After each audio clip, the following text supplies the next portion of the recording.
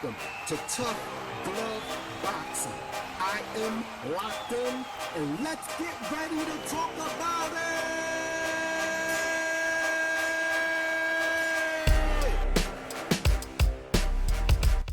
What's good, everybody? I'm locked in. Welcome to another episode of Tough Glove Boxing. First of all, as always, I want to take this time to give a salute to all the tough girls and tough guys that apply pressure to that like button for your boy. If you're new to the channel, I welcome you to hit the subscribe button, become part of the Tough Glove family. We're a small family, but we're a strong family, and you don't have to agree with everything I say. All you got to do is do what I do and love the sport of boxing. Now, with that said, get in the comment section out your feelings. We're going to talk about something today. We're going to talk about undisputed, okay, because this is relevant. Even though this Saturday, the fight between Josh Taylor and Teofimo Lopez is not for undisputed, right? It's actually for Josh Taylor's WBO belt. However, they did a recent interview, right? A recent presser for the fight, and Josh Taylor and Teofimo Lopez were going back and forth, and Teofimo Lopez kept referring to himself as undisputed, and Josh Taylor told him, look, boy, you've never been undisputed. That's a fantasy, right? Now, Josh Taylor also said he should have been undisputed, but he wasn't. He should have been, but he wasn't. And then it got me to thinking, okay? Punch Drunk actually did a video some weeks back that kind of changed my mind about Teo as far as how he feels about the undisputed situation, okay? I can understand his frustration. Josh Taylor still gonna put a beating on his ass this Saturday. But let me explain to you the thing that is true in the situation with Teofimo Lopez and with all the clown-ish that he says. The one thing that I will say is true is that the undisputed situation at 135, right? He is really supposed to be the undisputed situation. It's not his fault that he's not undisputed. Now, while I'm not a big Teofimo Lopez fan or one at all, really, the facts are facts, okay? It's not his fault that he's not undisputed. It's not anybody's fault that Teofimo Lopez is not undisputed except for the WBC sanctioning body and Lomachenko and Bob Arum. Those are the three parts that kind of threw a monkey wrench into the legacy plans of Teofimo Lopez, because he was on his way to be all fair. Like I said, I had him winning against Lomachenko. We bet against Lomachenko, right, on Teofimo Lopez and won money. So it's not like I never liked Teofimo Lopez. I'm going to tell you where my issue with Teofimo Lopez came in. But if we talking honestly and fairly, right? Despite how we feel personally about Teofimo Lopez, it is indeed a fact that this whole confusion about the undisputed situation is not his fault. And let me explain to you why. So, as we all know, Teofimo Lopez fought Lomachenko and defeated Lomachenko in what turned out to be a close fight, but not really so close that anybody would assume that Lomachenko won that fight, okay? He came on the later rounds, but he pretty much gave up the first 6-7 rounds, if you ask me. He didn't throw a punch for the first 5 rounds damn near, okay? So, and the reason why he did that is because, see, with Devin Haney, he was able to get started quicker because he wasn't scared of Haney's punch. Okay? What Lomachenko didn't count on was Devin Haney's body work. Okay? But with Teofimo Lopez, Lomachenko didn't want to get knocked out. So it took him a long time to figure out how to navigate that jab and that right hand. Now, he beats Vasily Lomachenko. Now, before that fight happened, his undisputed status is already crumbling. It's already crumbling. You see, when Canelo Alvarez, right, became the WBC franchise champion, right, he also was in possession of the WBC Super already. Now, the franchise title was supposed to mean that as far as that sanctioning body is concerned, he doesn't have to fight his mandatories. He can fight whoever he wants. The franchise belt was just like a trophy that had power, you can say. And what the power of that trophy is that it was not transferable. That was the original understanding of the WBC franchise belt. And Canelo's WBC status is still, as far as we know, not transferable. But at this time, Canelo was the only one with a franchise belt. And we know why the WBC came up with that. Because, you know, Canelo is Mexican. WBC is a Mexican organization, right? And so he has become the face of their organization. And he gets to move how he wants to move. But he has the WBC Super. So he is, in fact, really undisputed. But when it comes to the WBC, he doesn't have to respect his mandatories. He can fight whoever he wants now, because I guess he's the face of the sanctioning body. With that understood, Vasily Lomachenko, right, was waiting to unify with Teofimo Lopez so that he could really become undisputed. Teofimo Lopez had the IBF belt. Teofimo Lopez at 135 was one of the best 135 pounders. We all saw the star power in him. He had ring generalship. He had exciting fights. He knew how to cater to the crowd, and the younger crowd at that, because I remember him doing the little video games things, and I'm a gamer, and I was like, oh, that's hitting. He gonna make it big with the Fortnite game, you know. Customers and all of them people, the gamers, they like that type of stuff when you play up to them. So he had a lot of charisma. We didn't know a whole lot about his personality because, you know, he was still real behind the scenes, except when he was in the ring. And you know, we liked him. And so he's going up against Vasily Lomachenko, who we also liked, but who had been tainted because they kept saying he was like Muhammad Ali and he's better than Floyd and doing all of this stuff. Now, fair is fair. Lomachenko never said none of these things about himself. He always said he was chasing his own greatness. But the fact that Bob Arum would say he's just as good as Ali and better than Floyd and he's the best thing since sliced bread, when we have yet to see that, right? We see the possibility of it, but we have not seen that yet. And it kind of left some of us thinking like they pushing this guy real hard. And then all the back-to-back championship fights that he got, it was like he was just skipping over everybody and being fast-tracked because he had such a long amateur career. So he really didn't have a lot of time to waste. When he came into the pros, he pretty much had to hit the ground running. From a promoter standpoint, I understand what they was doing with Lomachenko. However, Lomachenko had the Super WBC, right? The Super WBA and the Super WBO in the lightweight division. Okay?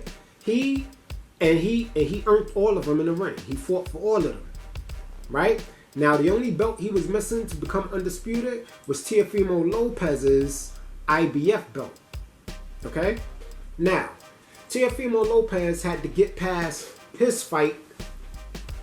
I think he was, once he became IBF, right? Lomachenko wanted to go straight for Teofimo Lopez. But here's the problem. He had Devin Haney, who was a mandatory for that WBC Super. And instead of fighting WBC, see, because according to the WBC mandatory rules, Lomachenko would have had to fight Devin Haney, right? He would have had to fight his mandatory, then go to the Teofimo Lopez fight. So what they did was they figured Devin Haney hadn't done anything in the sport yet, which he really hadn't built himself up to Lomachenko status yet, right? I admit that. And so Lomachenko's team felt like it's too high risk, low reward. You know what I'm saying? Like, what has this kid done in the sport of boxing? Teofimo Lopez at least just knocked out, I think it was Comey, and became a champion or something to that effect. Correct me if I'm wrong in the comment section. My memory might be off a little bit from it. Okay? But, so, Lomachenko goes to Mauricio Sulaiman. This comes out later, that Lomachenko and his team petitioned Mauricio Sulaiman. And I'm sure Bob Arum had something to do with it. and said, well, listen, you know, you gave Canelo a WBC franchise belt, so he don't have to fight his mandatory. Help us out so we don't have to fight Devin Haney. If you give us a franchise belt for the WBC, then we can go straight into the fight with Teofimo Lopez, right? We can go straight into the Teofimo Lopez fight, and we don't have to fight our mandatory Devin Haney, right? So Mauricio Suleiman says, okay, he makes a WBC franchise belt. Okay, so what that does is that means that he now has the power to skip over his mandatory at that time, which was Devin Haney. Now, what that did was, since, you know, that the WBC franchise belt, right, according to the rules, is not transferable because it's not a bot, it's not a belt, okay? It's not a sanctioned belt. This was the rules that they made up. Now, so the fight, Teofimo Lopez becomes a champion, right? And now Vasily Lomachenko is ready to fight Teofimo Lopez and get that IBF strap. But here's the problem. I feel like Bob Arum may have misled Teofimo Lopez, because the whole time that Vasily Lomachenko and Teofimo fight was being advertised, they were saying it was for undisputed. But the confusion was that once Vasily Lomachenko accepted the franchise belt, right, and he refused to fight Devin Haney, according to the rules, you got to drop that belt. Either you fight your mandatory for that WBC Super, because that WBC Super belt has rules and has mandatories. So if you don't fight your mandatory for that WBC Super, you got to drop that belt. You got to vacate it. And since Devin Haney was next up for it, they elevated him to the WBC Super Champion and gave Vasily Lomachenko the franchise belt. I call it the franchise belt. Okay? So now, with the power to not duck Devin Haney, right? And the fact that Devin Haney was given the WBC Super belt, the real WBC title, he goes into this fight with Teofimo Lopez. The whole time, Teofimo Lopez and his father are being told that this fight is for undisputed. Right? So now what happened is Bob Arum, right? Bob Arum never expected Vasily Lomachenko to lose to Teofimo Lopez. He never expected that. He wanted that fight with Teofimo Lopez and Vasily Lomachenko because he thought Vasily Lomachenko was just that good. So now Vasily Lomachenko goes in there and he loses that fight. So now everybody at the end is saying, oh, you know, this is undisputed, undisputed. This is what Teofimo was hearing. And in all fairness to him, he put his real belt up. He put his super belt up. So Vasily Lomachenko, all his belts were supposed to be up. He didn't have nothing to do with that franchise shit. For what he understood, he was getting the WBC belt. He ain't know nothing about the franchise super. He wasn't caring about all of that. So when they made Vasily Lomachenko franchise champ, Teofimo Lopez and his father automatically took that to mean that that's a new super title that they had. But they already had a super title. But for some reason, his mind didn't go past that. So Devin Haney was given, he was elevated. And then Teofimo Lopez, which is why I don't like him, they start shitting on Devin Haney. Shitting on his belt. Oh, you didn't fight for it. He tried to. The man ran from him. He's not a real champ. You know, they start belittling Devin Haney. And that's when I stopped liking Teofimo, because Devin Haney said, if you want to be undisputed, real undisputed, then fight me. Devin Haney was willing to make that fight. Teofimo Lopez treated him like he was nothing. All because Vasily Lomachenko and Bob Arum screwed him. So now he wins all of these titles, excuse me, including the Ring magazine. And then now, since he won, right, Bob Arum and the WBC, they got a problem now. They got a problem because the franchise belt is not supposed to be transferable. But if that is the case, then what did Teofimo Lopez win? He won the WBA Super, the WBO Super. So what if the WBC franchise belt is not transferable? and y'all elevated Devin Haney to WBC Super Champ, then what do I get from the WBC, right, for fighting the man that was your champion? How y'all gonna give somebody else the belt, and that's supposed to be my belt? I beat Vasily Lomachenko. I didn't ask for this franchise, whatever it is. You guys gave me this and told me this was the most important belt now. So now they tell Teofimo, don't worry, the WBC, the franchise belt, that is the top belt. But they have to tell him that because they screwed up. They screwed up.